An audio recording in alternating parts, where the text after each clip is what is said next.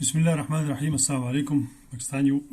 آج پاکستان کے حوالے سے بات کرتے ہیں جو کشمیر میں ہو رہا ہے اور پاکستان کا جو پورا ایک منظرنامہ اس کے بعد کیا بن سکتا ہے، اور ملک کے اندر جو انتشار ہے اور جو سیاسی حالات بن رہے ہیں انتہائی افسوسناک ہے، کیونکہ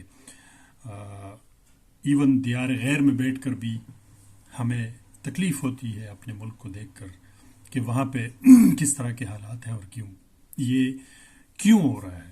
اور سچی بات بتاؤں، ایک ملک جس میں ہر چیز ہے، ٹیلنٹ کی کمی نہیں ہے، آپ کے پاس دنیا کا ہر قسم، آپ کے پاس سارے نعمت ہیں، اور اس کے باوجود یہ ملک آگے کیوں نہیں بڑھ رہا؟ تو یہ ایک سوال ہے جس کے اوپر آپ مختلف جس زاویے سے بھی آپ دیکھو، آپ کو ایک ہی جواب ملے گا کہ ملک کا نظام، اس کو چلانے والے جو ہے شاید وہ اس ملک کے نظام کو چلا نہیں پا رہے، یا اس کے ساتھ مخلص نہیں ہے، یا اس کو دور حاضر کے نئے اور جدید جو ملک جو نظام اور دنیا چل پڑی ہے، اس کو یہ سمجھ نہیں پا رہے کہ کس طرح اس کے ساتھ چلنا ہے۔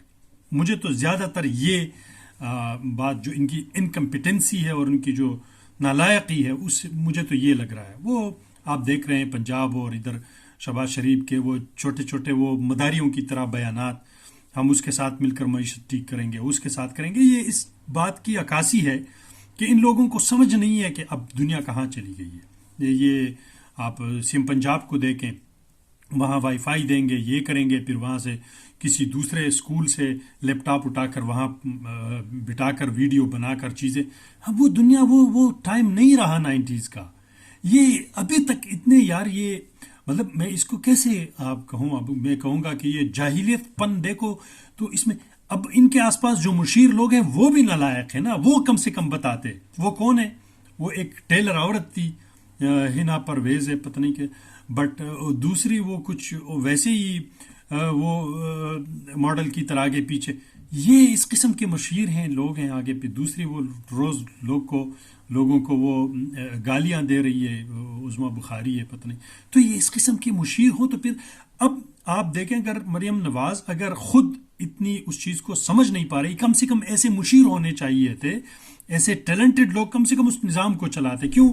لازمی نہیں ہے کہ صدر، وزیر اعظم یا سی ایم اتنا کوئی بڑا وہ ہو۔ آپ مودی کو دیکھیں، اس میں کوئی وہ نہیں ہے ٹیلنٹ، لیکن آس پاس جو لوگ ہیں اور وہ رکاوٹ نہیں ڈال رہا، تو نظام چل رہا ہے۔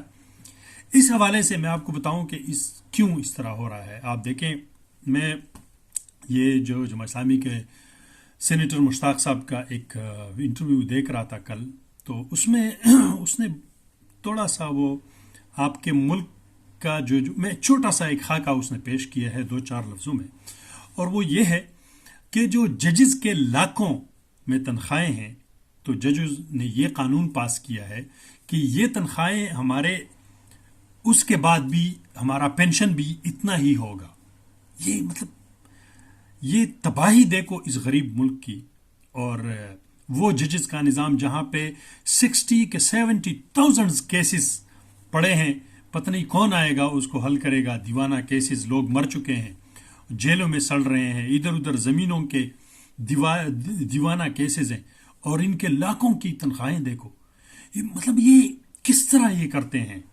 کوئی سینس، کوئی حس، کوئی انسانیت؟ اگر ملک کے ججز، جس کو آپ قاضی کہتے ہیں، جو انصاف دیتے ہیں، اگر اس کے اپنے ضمیر کے اندر یہ انصاف نہیں ہے کہ وہ جو کر رہا ہے اپنے معاشرے کے ساتھ یہ غلط ہے، اگر اس کو یہ احساس نہیں ہے، اگر اس کا ایمان اور اس کے جو انٹرنل انسانیت کا جو لیول ہے، اگر وہ اتنا گرا ہوا ہے کہ وہ اپنے اس نظام کو دیکھ کر لوٹ رہا ہے، وہ آگے لوگوں کو اپنے فیصلوں میں کیا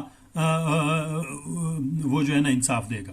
یہ تو ظاہر سی بات ہے، ظاہر سی بات ہے۔ اس لیے پھر وہ بکتے ہیں سارے، اس لیے پھر وہ دباؤ میں آتے ہیں سارے، اس لیے وہ پھر ڈرتے ہیں، اس لیے وہ پھر وہ کہتے ہیں کہ ہم پہ دباؤ ہے۔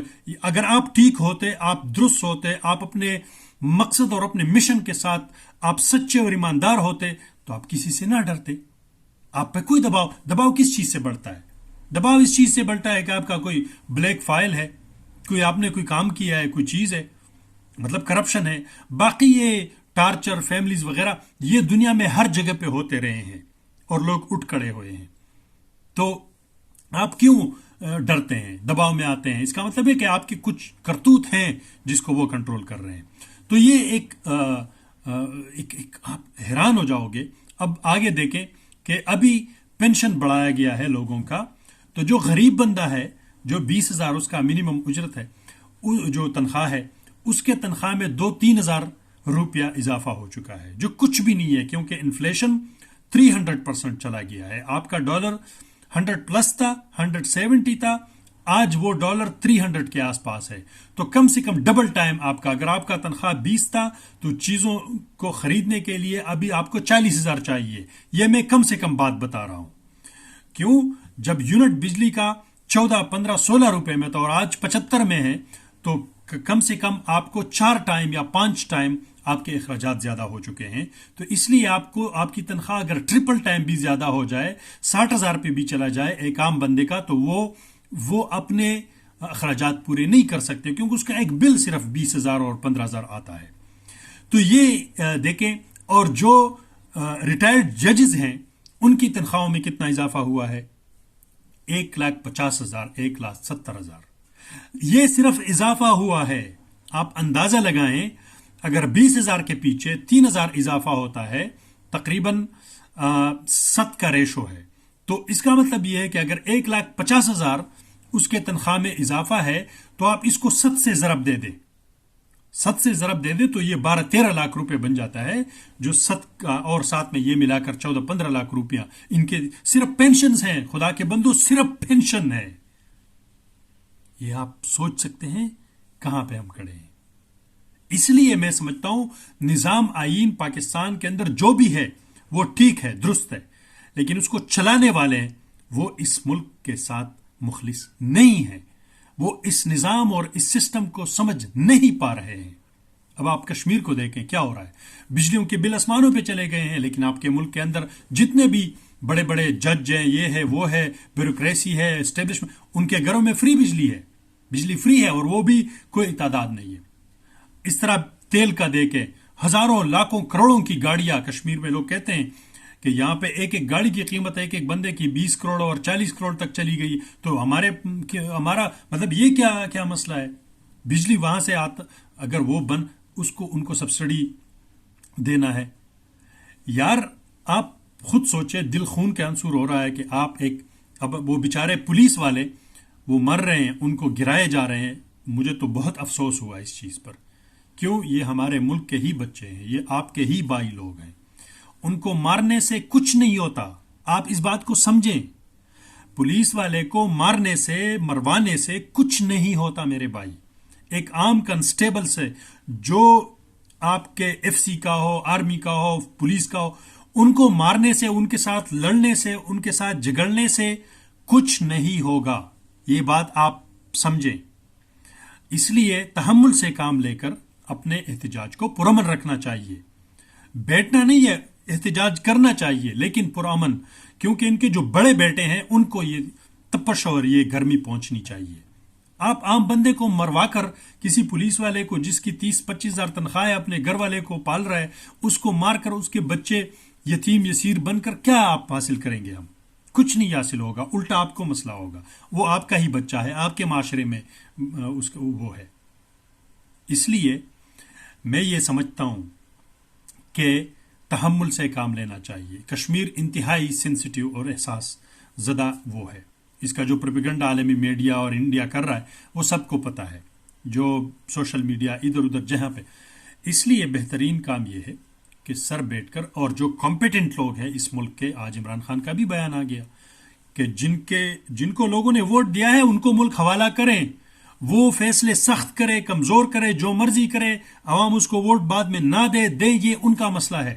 لیکن یہ نہیں چل سکتا کہ آپ اس طرح نہ سسٹم کو خود سمجھ پا رہے ہیں, جو بیٹے ہیں, جو بٹھائے گئے ہیں, وہ سمجھ نہیں پا رہے کیا, اور الٹا جو ہے نا آپ کے بلوچستان میں مسائل ہیں, کے پی میں مسائل ہیں, آپ کے کشمیر میں مسائل ہیں, آپ کے پنجاب, آپ کے سندھ کراچی میں مسائل ہیں.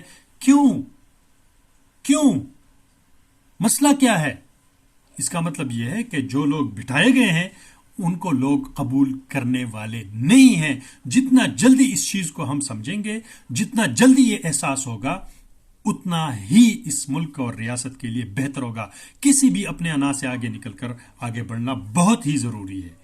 اس لیے میں دعا کرتا ہوں اور اپنے ملک کے لوگوں سے اور دوستوں سے اپیل کرتا ہوں، میرے بھائیوں، اپنے عام کنسٹیبل کو مارنے مروانے سے کچھ نہیں، اپنے احتجاج کو پرامن رکھیں اور کسی بھی صورت اس چیز کو اپنے ہاتھ سے نہ نکالیں کہ اگلے آپ کے اوپر پھر دوبارہ وہ کریں گے کہ آپ نے اس کو مارا، یہ مارا، پھر یہ جیلیں بڑھیں گے اور مسائل بڑھے گی اور اس سے جو ہے نا تناؤ بڑھے گا.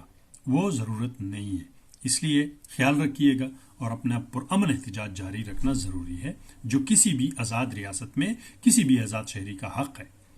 وآخر دعوانا الحمدللہ رب العالمین.